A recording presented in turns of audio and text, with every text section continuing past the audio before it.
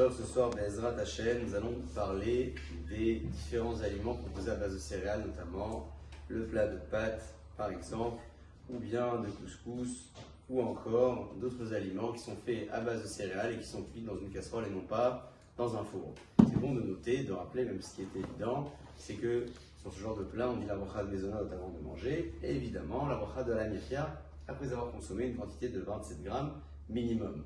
Si je consomme davantage, on l'a rappelé à quelques reprises, mais c'est bon de le redire aussi, même si je dépasse la quantité de 230 grammes, c'est énorme, une dose de pâtes par personne en moyenne, c'est entre 100 et 150 grammes.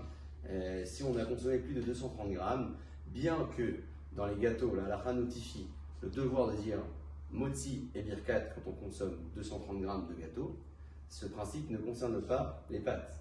Pourquoi? Parce que le gâteau s'apparente au pain, c'est cuit dans un four, c'est une pâtisserie. Or, le plat de pâtes, ce cuit dans une casserole, ne s'apparente absolument pas au pain, et donc même si j'en consomme en quantité illimitée, je dis toujours la bracha de maisonot pour commencer et la bracha de la mirya pour finir.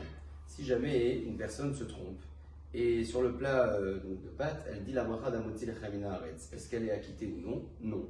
Pourquoi? Puisque si on estime que les pâtes ne s'apparentent pas au pain, pour la beracha, non plus, si je me trompe au lieu de dire maisonot et j'ai dit amotzi, je dois refaire ma bracha. Par contre, si je me trompe dans la bracha charona et je dis la bracha de birkat Amazon, au lieu de dire la bracha de la mirya, là je suis quand même acquitté. Pourquoi? Parce que birkat Amazon finalement, c'est une bracha qui pourrait convenir à tous les aliments qui nourrissent et les pâtes en font partie. Donc Bedi Avad de posteriori, dans ce cas-là, je ne reprendrai pas la bracha charona, Boukhim Tiv.